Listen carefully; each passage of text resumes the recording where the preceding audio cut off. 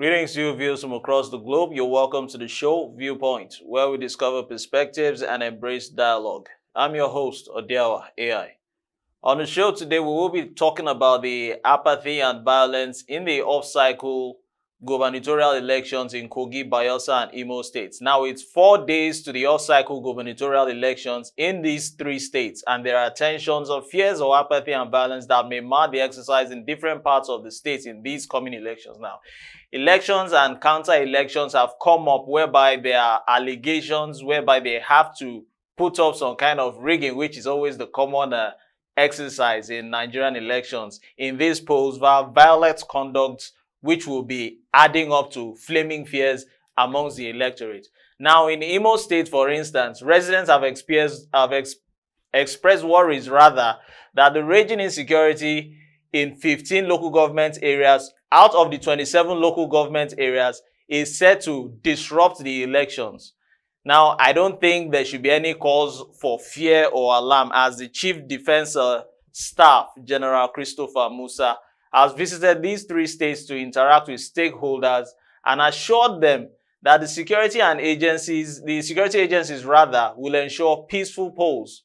Now, this is what he stated during his visit to these three states, where he held a meeting with the heads of security agencies, stakeholders, and troops who would remain apolitical to ensure free and fair, credible elections that Nigerians will be proud of.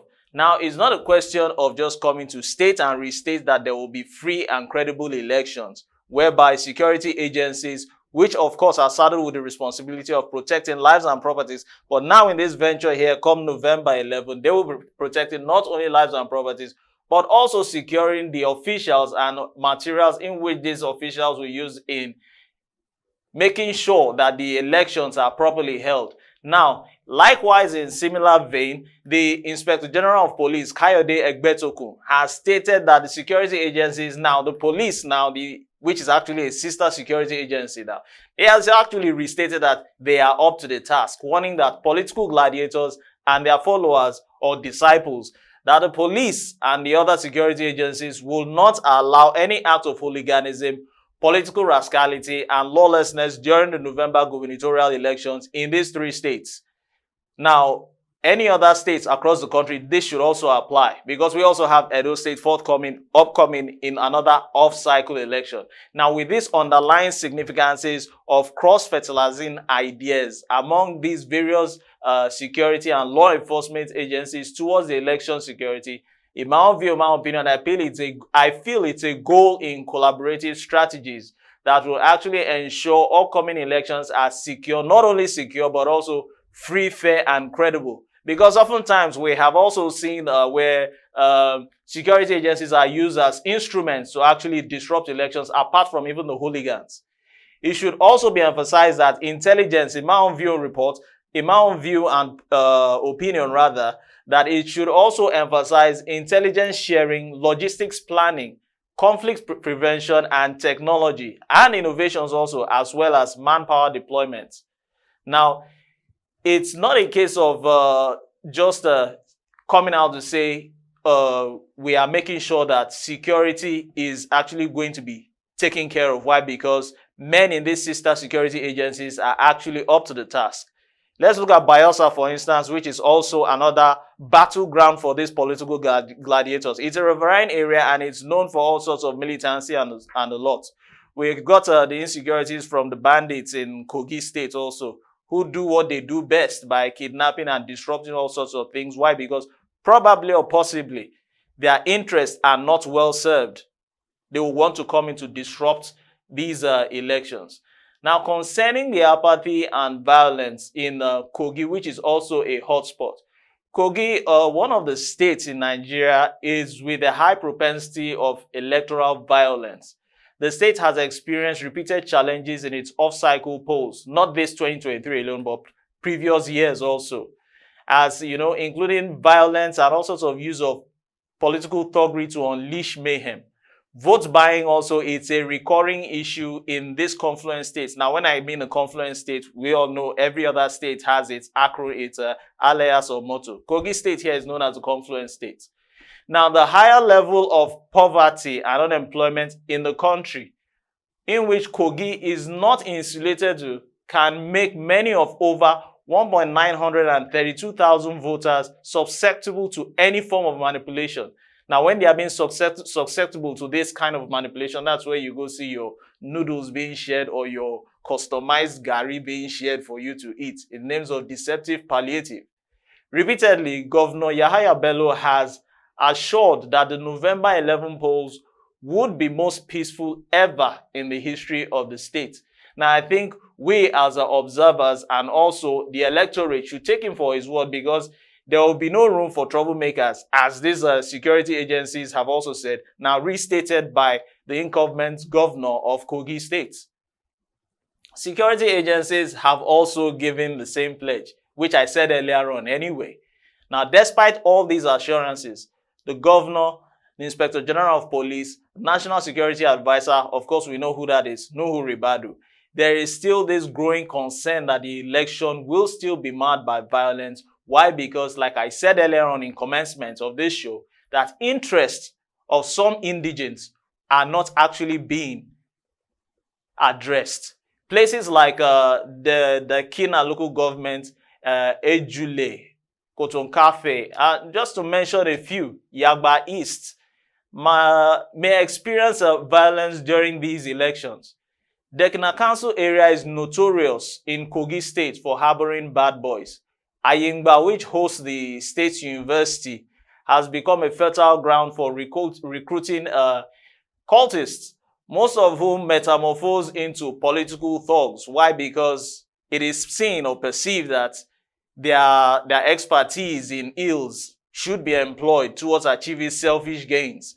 Now, the interference of thugs in the areas of Ayingba and Dekina, which I just mentioned, during the 2023 presidential and National Assembly elections, if we will recall earlier, led to the threat of cancellation of the polls by INEC during this period, if we are politically aware.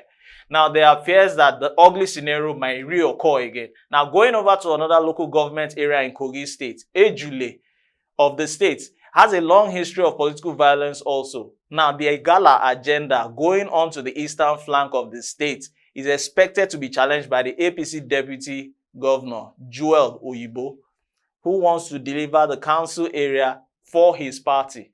Now, this Deputy Governor, Joel Oyibo, is the deputy to the upcoming APC flag bearer. Now, going over to the Social Democratic Party candidates, Alhaji Muritala Ajaka, who is from the particular area in Kogi State. He is also of the view that he is the best candidate also. Now, this political tussle is going to be a case of whereby elephants will fight and the ants will always continue to suffer. There are so many local government areas which have conflicts. Now, in Cotton Cafe, where APC and the SDP twice had a face-off in the community, the political incursions of the SDP deputy gubernatorial candidate, Sam Ebeneme, are being checkmated by some of top government appointees from the area, such as the Commissioner for Solid Minerals, Bashir Gegu. Now, it's a case whereby the contestants are going to suffer some form of defeat and left in the cold. Why? Because politically, strategy has been employed to make sure that they don't lose those local government areas to the incumbent who is actually bringing up his own stooge. Now, going over to Kaba, where a PDP gubernatorial candidate is coming on board. He needs no introduction. We all know him, Dino Melaye. He has said and restated across media houses that he is a triple E governor. He's exposed, he's experienced, and he's got the expertise. No doubt, he's set a campaign trail all over social media, making the noise as much as possible, which is expected of any candidate to win the hearts of their followers. Now, he hails from this place, however, Kaba. Now, however, the APC has many appointees from the area whom he wants to beat. Now, the problem is now, these appointees now, how loyal are they going to be? Are they going to be loyal to the incumbent governor who will actually bring his follower to take over from where he stopped based on continuity in any government? Or will they actually be loyal to their own person who is actually a son of the soil? Now, these are food for thought, I will always say, which we need to wine and dine about in our brains. Join me in the next phase of the show. I'm Odiawa AI for Veegil Media, and the show is Viewpoint.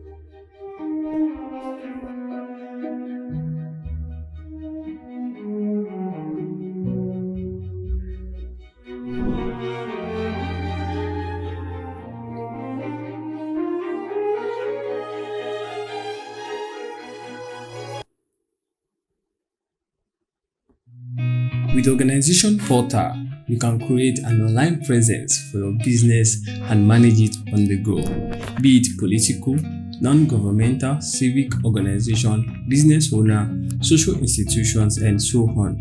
There's room for everyone. You can do more with Organization Portal, from adding team members to creating campaigns, posts, debates, and much more.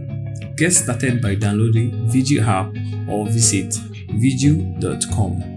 Veegil, increasing your socio-political influence. You're welcome back to the show. The show is Viewpoint, where we discover perspectives and embrace dialogue. I'm your host, Odiawa AI for Veegil Media. We were talking about earlier on in the first phase of the show about the perceived apathy and violence in the upcoming elections in Kogi, Bayelsa and Imo. We took time to elaborate in Kogi states between the candidates and the local government or local council areas, from the PDP to the SDP and the APC, which is the ruling party as we speak in the confluence states. Now, moving over to Bayelsa, with days away, all is now set for the elections in Bayelsa. Now, as we speak, already all non-sensitive materials and logistics have been fully mobilized to all the registration area centers, according to residents and the national or the regional electoral commissioner, Mr. Obo Efanga. Now, on the challenges posed by the states, in the riverine areas, especially in conveying its officials and materials, an INEC official assured that the commission had concluded arrangements with the Marine Police, Navy and the Army to provide gunboats in addition to the boats which will convey personnel and materials to the various polling units or locations. The commissioner also added that had he also met with the service providers based on memorandum of understanding entered into the Nigerian or the National Union of Road Transport Workers, I beg your pardon, and the National Association of Road Transport Owners to take care of logistics in the upland areas as well as the Maritime Workers Union of Nigeria to address transportation in riverine areas. Now, it's no news that these areas have been stoked with violence at flashpoints, particularly Nembe, Brass, Ekremo, and Southern Ijaw local government areas of the states in every election cycle, leading to either the loss of lives or the loss of lives amongst the INEC officials and also the materials. Now, already stakeholders have called on the security agencies to escalate their presence in the states to protect the people from anticipated attacks before and during the gubernatorial polls. As we speak currently, the Bayelsa State Police Commissioner, Mr. Tolani Alausa, the police had initially deployed 27,000 personnel. Now, based on intelligence reports, they have now redeployed by increasing the number to 40,000 security personnel. Now, these areas now, particularly Bayelsa, which is another battleground for the elections, it's obvious that the main political parties have their followers, and these followers are capable of turning the electoral events come November 11. The same goes for Imo State. Now, the fears and violence and apathy is totally increased there. Why? Because of this aftermath of Nnamdi Kanu over the Biafra saga. Now, lastly, moving over to Imo State, whereby the violence and the apathy is growing like or spreading like wildfire. Residents have expressed doubt that the elections could be held or could not be held in some polling units of the state. And it's common knowledge, if we're politically aware, like I will always say, the Biafra incident also has played a major role in skepticism when it comes to the turnout, hence the apathy of these elections. Now, fears have taken over and there could not be widespread voter apathy, including insecurity ravaged Olu, Unkwere, Okigwe. Forgive my language if I'm not pronouncing these areas properly. Ihite, Oboma, Ngokbala, Oniumu, just to mention areas such as the popular Mbise areas of Ahiazu. Now, for these areas, the residents have said much which has not been done in terms of addressing the issue of insecurity. And for that reason, it could be difficult for, in these terrains for electoral officers to operate. Why? Because you cannot compare these rural areas in these LCDAs or local government areas to urban areas. Now, at the time of fitting this story, many residents in these areas have fled for fear of being attacked. Why? Because if they do not comply to whatever sit-at-home protest may be, their lives are in danger. Now, imagine coming out for an electoral exercise where it is expected that there should be en masse of voters coming in to exercise their civic rights, and it's now disrupted by maybe thrashing or violence or mayhem or bloodshed, name it. Not only the electorates now will be affected now, the officials of the independent body saddle the responsibility of taking care of elections will also be affected.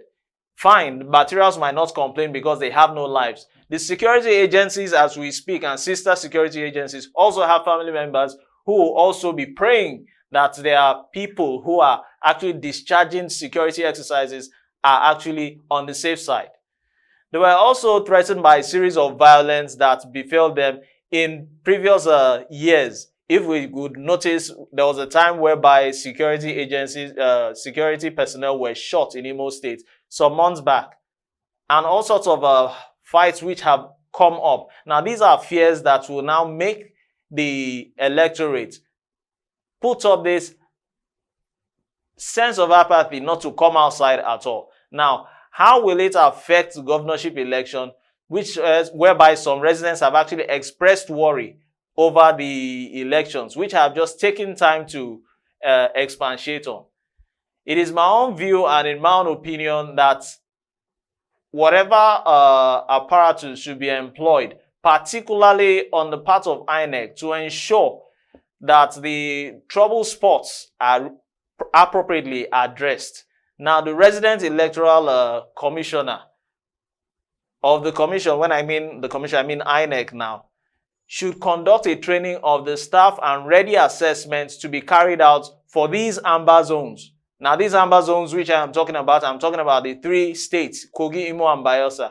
And the independent body, I mean the National Electoral Commission, INEC, should monitor and support the center using the EMSC, hosting the electoral officers and their assistants. Now, this is what they should make sure. They don't just need to school them alone concerning the electoral exercise or the electoral act also. How you deal with the candidates, how you deal with the electorate, how you also deal with prospective thugs also. They should also have this, I would say they should have their CCTVs on, if possible. When I mean CCTVs, I'm not talking about the conventional CCTV. They should always be security conscious and be on the alert. This is what I'm trying to say. For the security agencies on their own part, they should not make themselves gullible, whereby they are used as instruments to upturn events, whereby stooges will actually fulfill their selfish desires to selfish gains of political gladiators that may be. I'm Odiawa AI for Veegil Media, and the show has been Viewpoints, where we discover perspectives and embrace dialogue. Subscribe to our channel, Veegil Media, right here on YouTube. Thanks for watching.